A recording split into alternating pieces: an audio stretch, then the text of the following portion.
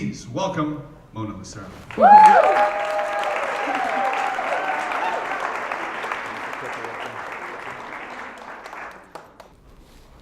Okay, how's everybody doing this morning?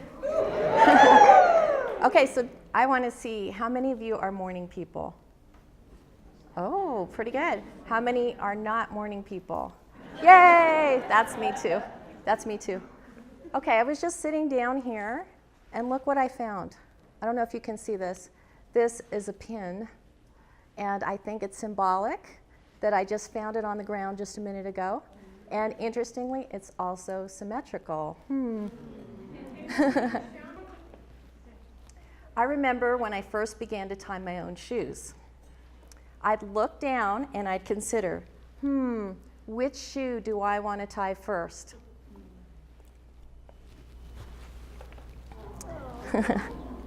I settled on the idea that on one day I'd tie my left shoe first, and then on the next day I'd tie my right shoe first.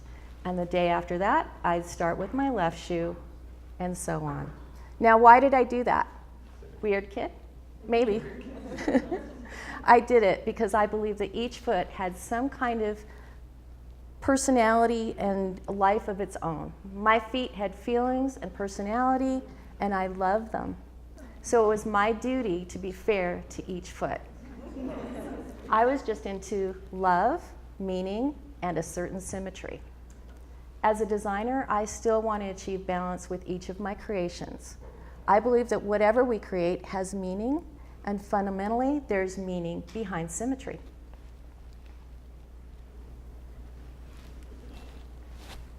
Things that have symmetry. According to vocabulary.com, things that have symmetry are balanced with each side reflecting the other. Symmetry reflects the beauty of nature, there's an order, a certain Zen-like quality. Examples of symmetry can be this room, the windows, the building as you came in through the doors. Most likely what you're wearing today is symmetrical. Lips, eyes, butterflies, cats, especially cats. Look around you right now. You can see symmetry just about everywhere you look, right?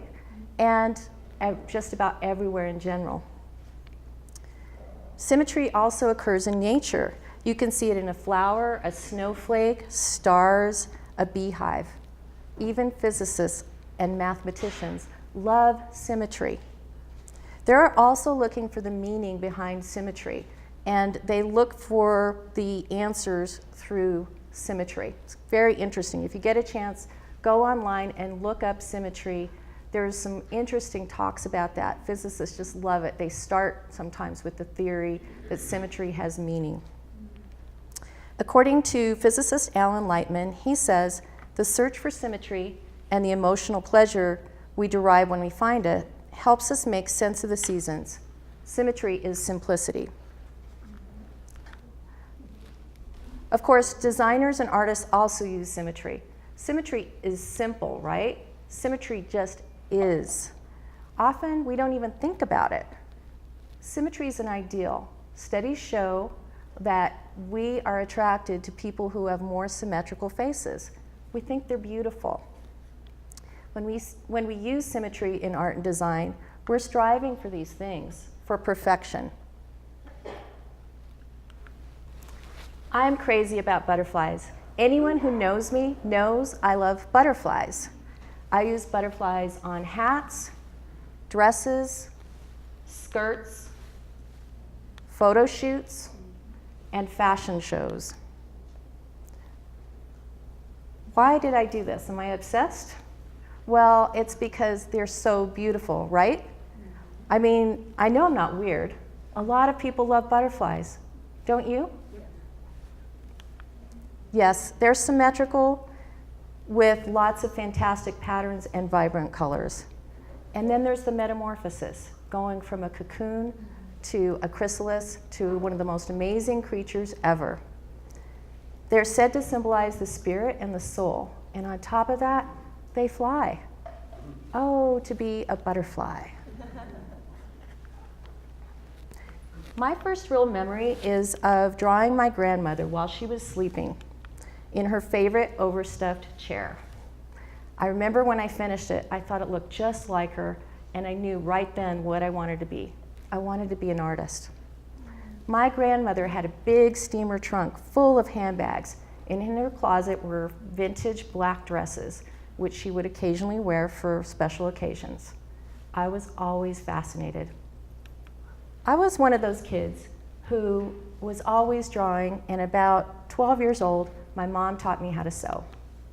I remember she and my sister and I would go to the store, and they'd flip through the patterns to find a design, find the fabric, zipper, thread, and then they'd sew it.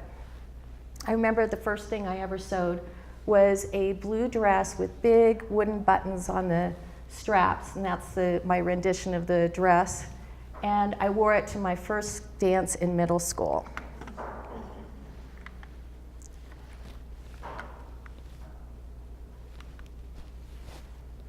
After high school, I declared my art major at the University of Colorado with an emphasis in painting and sculpture. I was one of those art students who dressed eccentrically, mixing flight suits with fur collars, pink tennis shoes, pearls, and colored hair. I did a lot of hair experiments. I had asymmetrical hair, spiked hair, flock of seagulls hair, and that was a mistake. But it was still fun. I avidly read fashion magazines, and I started learning about fashion designers, and they became my new heroes.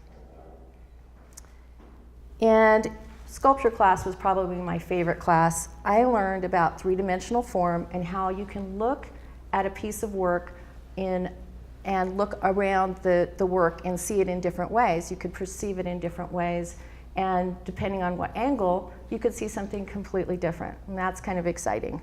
So that was something new for me. Now that I'd grown up, I knew what I wanted to be, and that's a fashion designer. And this is also some of my wearable art from back in the day. I still do it every once in a while, and I do incorporate it in my fashion from time to time. So occasionally I still paint on clothes, and a lot of times I'll add found objects too. Not as much these days, but this is the beginning of my career. I decided to go on to design school at the Fashion Institute of Technology in New York. For me, going to New York was probably one of the best decisions I've ever made. And the reason for that is that you can learn so much from New York. It's probably one of the best schools of life. And also, one of the things that I learned there was I learned how to drape. And interestingly, draping is much like sculpture. What you do is you can either use a dress form, basically like a mannequin, or you can do it on a real person. And you work around the body, you take the fabric, and you move it in different ways, and you come up with a creation. And for me, I don't always know what it's going to end up looking like. I let the fabric speak to me. After fashion school, I came back to Denver and I worked in a few fashion industry jobs. People often think that fashion is about beauty or sexiness or glamour. But if you've ever worked in the fashion industry, you might know otherwise. Here in Denver, I've worked as an assistant pattern maker, a technical designer, a designer, screen print artist, and I help behind the scenes even in the factory. It's always interesting to see how things work in the factory. And we have to remember our unsung heroes, the people who sew for us. They are awesome. I've worked for an exercise wear manufacturer, ski wear manufacturer, screen printer, and a high fashion company, and that's me. Talk about suffering for fashion. I've done it. I've folded literally thousands of t-shirts. I've pricked my fingers with pins so that my fingers look like orange peels or something. Very painful. I've cried because I was having so much trouble finishing a piece, and the customer was on their way to pick it up any minute. And I've skipped sleeping for weeks before a fashion show. This photo was taken from my very first fashion show right after the show, And this is my friend Greg, who I went to school with at FIT and who's still a good friend. And I look like I'm high, but I'm actually I was very sleepy. And this is my cat, Libby, who was pretty much symmetrical, but not quite. It's true that fashion can be glamorous, but my point of view is that fashion is actually about self-expression. It's not just my self-expression as a designer, it's also about the self-expression of my customers. My job is to give my customers a sartorial vocabulary. I got that out. Sartorial vocabulary, to help them express themselves. How to use proportion, tilt a hat, mix patterns and colors. But also I want them to play. This is Leo, and I did this for him before he went to Burning Man. All of these customers came to me with ideas, and we worked together to come up with something they'll have fun wearing. Who's this? So when I saw that Mariah and Andrew would be here today, I put these in because I thought it would be fun. I made this for Andrew last year for the paper fashion show. This is made out of paper, and it's actually a photograph, one of my photographs. And my technical designer, Chris, and I did this together. And was actually fairly difficult just to make such a small little piece.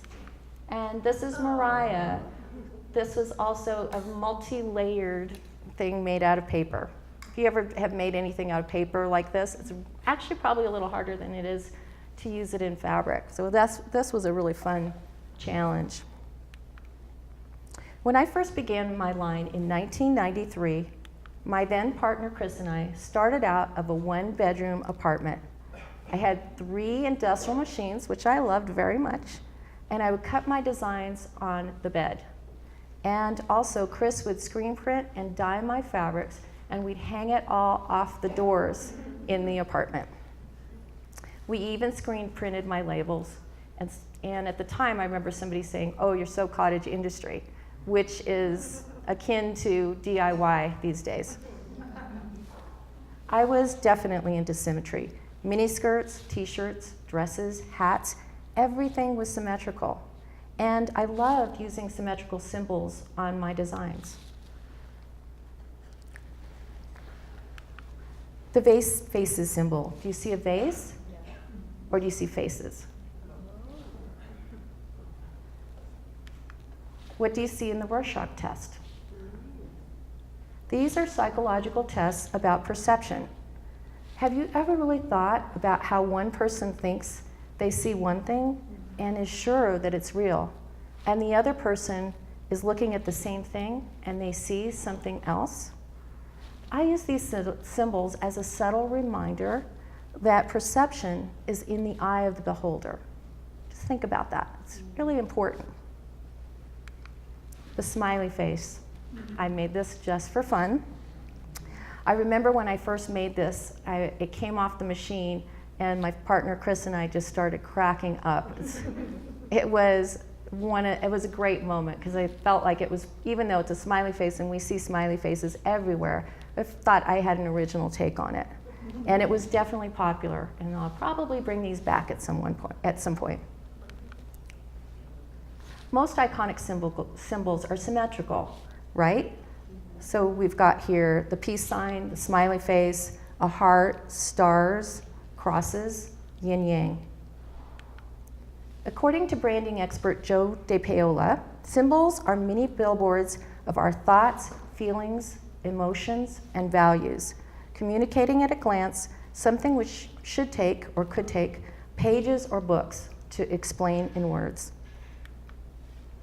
I use these symbols, these symmetrical symbols, to convey an iconic quality. I want people to think about these concepts, like love and peace. Love and peace have a certain symmetry, a symbiotic relationship. And during this time, when I've been doing this love and peace for quite some time. These are mostly from the last couple of years. And right around the presidential campaign and election, This seemed to be more important to me. Just wanted to kind of remind people of how important love and peace are. And then at the end, close to the end of the campaign, I also added the word truth. And you can make of that whatever you want. Symmetry isn't always about the visual, right? There's a certain symmetry in the things that happen in our lives. Within a year of starting my line, we moved into the coolest studio behind Coors Field. Before, it was Coors Field. We had 2,000 square feet, and guess how much it was, rent-wise? $400. No lie. At this time, I sold my line wholesale to boutiques, and I did the patterns, cutting, and sewing for the entire line. This was an exciting moment right here. We had a really big order, and so we were taking pictures just before everything was going in the boxes. This is my old boutique, the one that we talked about earlier, 10 years here at this boutique. With impeccable timing, I opened the shop in November of 2001. Yes, 2 months after 9/11. It was a difficult time to start, but for me, it was the perfect time. I was ready. Here I began to work with sewers and cutters, and I juggled the running of the shop, designing, and production. There were so many great things about having my own boutique. I created a lot of clothes and sold a lot of clothes. I learned about what people, in particular women, want to wear. And I met a lot of wonderful people every day. I know a lot of these people still today. I made a lot of friends through the boutique. And the connections I made there are still very important for me, personally and professionally. Denver is where my friends are. The city has been a cocoon, a place to grow and feel safe. And that's my cat, Vincent. Vincent used to hang out in the shop with me, and everyone knew Vincent. He was really, if Vincent were still here, it would be better if he was up here to tell his story. In addition to my line, I've taken on many challenging projects, speaking of a cocoon. And they've expanded my creativity and my skills. I've designed clothes for a tortoise and a hare for a children's book. And this is Harriet right here. In 2017, I was commissioned to design a dress on Colorado's Royal Gorge Bridge. And I was filmed for their marketing campaign.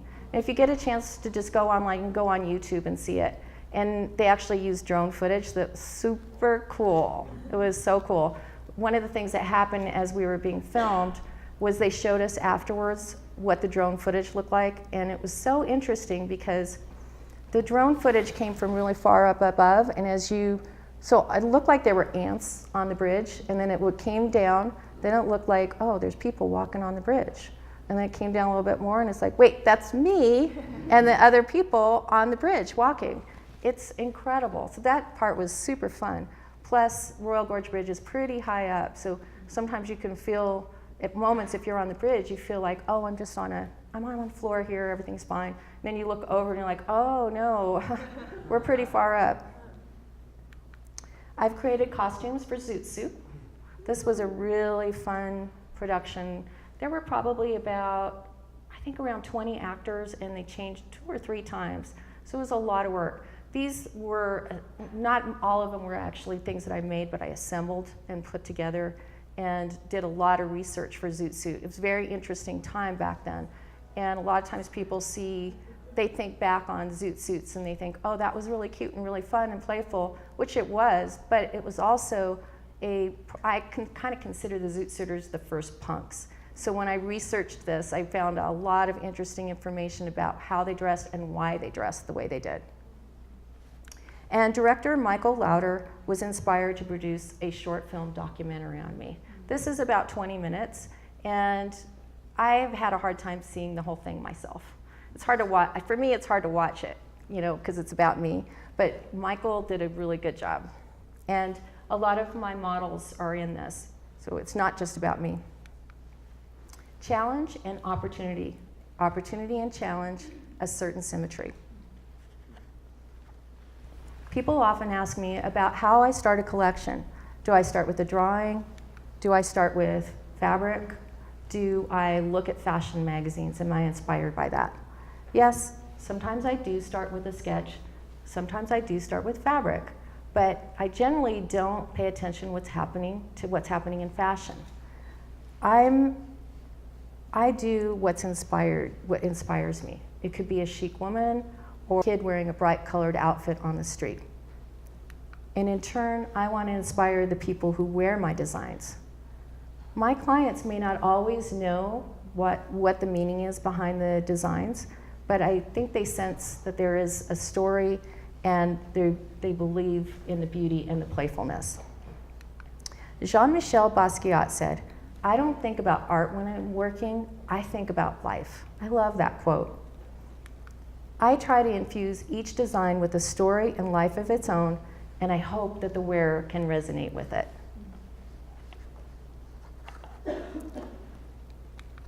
I'm not really into professional sports. Maybe if jerseys were cooler, I might be into professional sports. So I decided to take the sports jersey idea and literally turn it on its head. Suddenly, they look like they could be from an ancient culture. They're a bit mysterious. Well, kind of. The 69, of course, has been one of the favorites. It's my way of getting people to see these images differently. It's also funny to note that I've had quite a few sports fans tell me how much they love them. And it's funny because it takes them a moment and then they go, "That's so cool. Wait, is that a number on a sports jersey?" This is a part of my line which I call pop deconstructions, in which I take pop culture icons and I put them together in a kind of unexpected, symbiotic way. For instance, this is Che Guevara and Nintendo. They're not exactly visually symmetrical, but they do have a mirror image quality. These images come together and they become one, yin-yang. Maybe this is my comment about our commercial culture, but you can place your own meaning into it.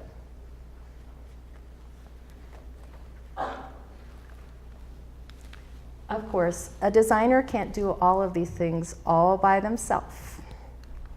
Designers work with photographers, models, hairstylists, makeup artists, fashion show producers, DJs, video designers, sewers, and more. A certain symmetry. I wish I could go through and tell you about all these people I work with. There are so many amazing people. My line for spring 2019 is both symmetrical and asymmetrical. I couldn't choose. I wanted to be fair to both. The line was inspired by a few things. What John Lennon and Yoko Ono looked like in the 1960s and also what they stood for, Frida Kahlo, and my trip to New Mexico last year. My ancestors are from New Mexico, so it has a special meaning to me. Much of the creativity you see in New Mexico is symmetrical, whether it be textiles, jewelry, or art. Perhaps symmetry in this case symbolizes beauty, peacefulness, a balance in the world. And this is the symmetrical part of my line. These are circle skirts. They're actually literally circles. And the circle symbolizes the infinite. In fact, it's symmetrical no matter which way you look at it. Correspondingly, I see circle skirts as the ultimate classic design. And this is the asymmetrical part of the line. For the last few years, I've been working with asymmetry.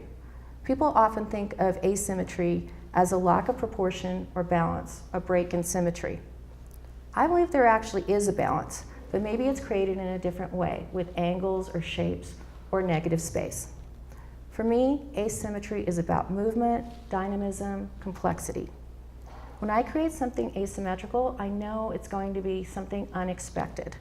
And I choose it when I want to accentuate a certain area on the body, or sometimes it's just to create a sculpture in fabric, a statement piece. I call this dress the psyche, because I was thinking of Greek sculptures and about the mind, about how we think and our perceptions. After I named this dress Psyche, one day a friend suggested that I call all of my designs with butterfly names. And so I did just that. I called a dress the Monarch, the Swallowtail, the 88, but then I began to run out of butterfly names. So I started looking up Greek names for butterfly, and guess what? It turns out the ancient Greek word for butterfly is Psyche. Isn't that interesting? In Greek mythology, Psyche was a beautiful mortal woman, and she and Cupid fell in love. Cupid was a god, and she was mortal. In art, she's sometimes portrayed with wings. Psyche and Cupid, mortal and god, butterfly and love. So much symmetry. And what a coincidence. I had actually named this dress Psyche, not knowing the origin, meaning butterfly. Speaking of butterfly and love, here's the latest version of my logo. My old logo on the left was definitely much more complicated, and I wanted to simplify it. I added the heart in the middle. You see the heart in the middle? After I finished it, a few people noticed that the butterfly kind of looks like a lapel or a collar, and I hadn't planned that, but it feels balanced. This is what I want my brand to be about.